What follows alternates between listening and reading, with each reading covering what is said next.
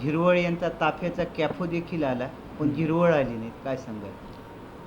आदरणीय मंत्री महोदय यांचे OSD सचिन वैद्य यांच्याशी रात्री माझं बोलणं झालं. त्यांनी मला मंत्री महोदयाची परवानगी मिळाली, तुमच्या ऑफिसला उद्या सकाळी मंत्री महोदय भेट देऊन सायंकाळी भेट देऊन जाणार आहेत असा निरोप मिळाल्यानंतर आम्ही 200 ते 300 कार्यकर्ते जवळपास पक्ष कार्यालयापाशी उभं टाकलो. पक्ष कार्यालयात उभं टाकल्यावर भोकरवरून मंत्री महोदयाचा ताफा निघाला. आम्हाला निरोप आला की मंत्री महोदय आपल्या कार्यालयाकडे पोहोचणार आहेत. त्या अनुषंगाने आम्ही पूर्ण तयारीने थांबलोत. परंतु मंत्री महोदयांचं पोलीस प्रोडक्शन आमच्या कार्यालयाला पोहोचलं आणि मध्ये एक रावणगावकर नावाचा जिल्हाध्यक्ष जे पक्षात आमच्या काल परवा आला नव्यानं, त्यांनी मंत्री महोदयांना चुकीची रस्ता दाखवून फक्त मंत्री महोदयाची सेपरेट गाडी मधल्या रस्त्याने त्यांनी रेल्वे स्टेशनला पोहोचली. ॲक्च्युअल रेल्वे गाडीला अर्धा तास टाईम बाकी होता, अजूनही गाडी पोहोचली नव्हती. हे सगळं राजकीय षडयंत्र नवीन आलेल्या गटाकडून जुन्या गटाला बाजूला करण्याचं चालू आहे. यापूर्वी अजितदादा आदरणीय आमचे नेते 3 वेळेस नांदेडला आले. एक वेळेस रतन टाटाजी वारल्यामुळं त्यांना ऑफिसला येता आलं नाही. दुसऱ्यांदा दादा येणार होते, पुन्हा एक अडचण आली त्याच्यामुळे दादाला येता आलं नाही. तिसऱ्यांदा काहीतरी कार्यालयाच्या बाबतीत चुकीची माहिती सांगितली. आमच्या कार्यालयाच्या बाबतीत मी पूर्ण पेपर परवानगीसहित कॅरेक्टर सर्टिफिकेटसहित संपूर्ण दादाकडे आणि आदरणीय आमचे नेते तटकरे साहेबाकडे दिलेत. या मराठवाड्यात असं कार्यालय नाही. हे काही आमदार आणि माजी आमदारांच्या नजरात हे भरलेलं आहे आणि हे नवीन आलेले लोक या जुने आम्ही निष्ठावंत. आज मी 30 वर्षापासून पवार साहेबांच्या विचाराशी एकनिष्ठ आहे. माझ्यानंतर काही लोक पक्षाशी गद्दारी करून मागच्या 2012-14ला गेले, ते निवडून आले, तिथं सत्ता भोगली, तिथं सत्ता गेली म्हणून आज आमच्याकडे आले आणि आमच्याकडे येऊन असं हे कुरघडीचं राजकारण चालू केले.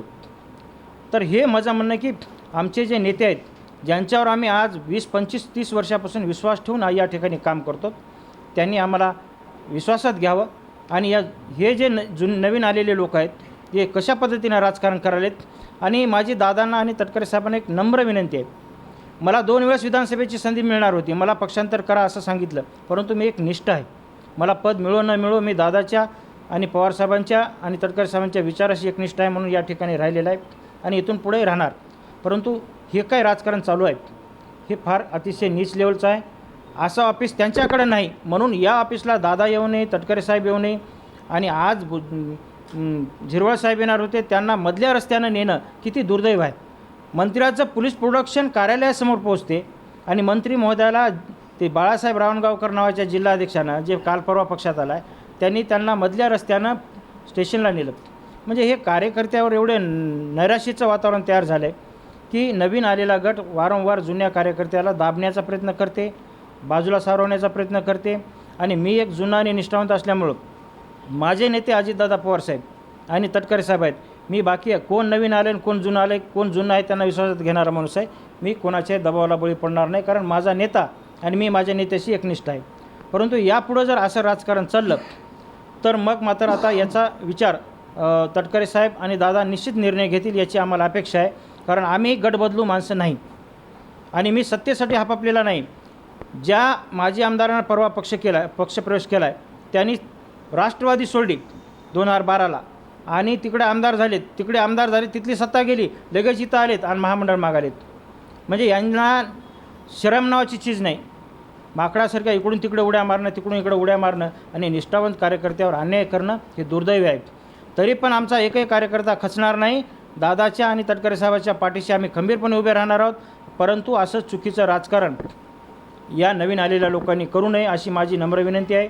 आणि जर असं राजकारण करायचं असेल तर निश्चित याचा निर्णय आमचे नेते अजितदादा पवारसाहेब आणि तटकरे साहेब घेतील. आज या ठिकाणी एवढं मोठं मी कार्यालय उभं केलेलं आहे. एवढं सज्ज कार्यालय नांदेड जिल्ह्यात आहे का दाखवा. माझी विनंती होती की दादांनी या कार्यालयाला फक्त दादाचे पाय लागावे, तटकरे साहेबाचे पाय लागावे. परंतु या लोकांनी हे एवढं चुकीचं राजकारण केलं आहे. माझ्या कार्यालयाची चौकशी करा. जर याच्यात काही दोष असेल तर माझ्या कार्यालयाची चौकशी करा आणि दुसऱ्या नेत्याच्या कार्याची चौकशी करा. जर मी चुकीचं वाटत असेल तर माझ्यावर कारवाई करावी आणि त्यांचे जर कार्यालय चुकीचे असतील तर त्यांच्यावर सुद्धा कारवाई केली पाहिजे, त्यांच्यावर सुद्धा कार्यालयाला जाताना विचार केला पाहिजे. ही माझी कार्यकर्त्याची प्रामाणिक भावना आहे. बरे गटतट कोणाच्या सांगण्याहून होत आहे असं तुम्हाला वाटतं? नाही, गटतट म्हणजे त्यांना काही सवय आहे काही लोकांना की हुकुमशाहीचं राजकारण करायचं. कोण आहे पण ते असं करणारं नाव? आता करणारे नावं उघड आहेत, घेण्याची काय गरज आहे. नवीन आलेले सांगितले ना, पक्षात नवीन माजी आमदार आलेत, काय आमदार आलेत, हे त्यांचं राजकारण चालू आहे. परंतु अशा पद्धतीचं राहू नये. पक्ष संघटन वाढवायचं आहे, पक्ष मोठा करायचा आहे. पण ज्या लोकांनी रक्ताचं पाणी करून या पक्षाची आज संकट काळात साथ दिली, वाढ केली, त्या लोकांना कुठेतरी दाबण्याचं, त्यांना बाजूला सावरण्याचं षड्यंत्र चालू आहे. कारण हे सत्तेसाठी हापापलेले लोक आहेत. यांनी 5 वर्षाला पक्ष बदलतात. पुढचे 5 वर्ष येईपर्यंत यांना जर मंत्रिपद किंवा अजून महामंडळ मिळणार गेलं तर मी आजही निश्चितपणे सांगतो, एक इमानदार कार्यकर्ता म्हणून हे पुढच्या 5 वर्षापर्यंत राहतील किंवा नाही याची शाश्वती नाही.